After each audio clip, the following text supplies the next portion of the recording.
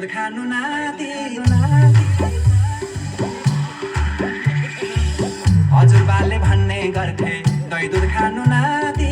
तर मलाई दही दुध भन्दा खोया बिर्के जाति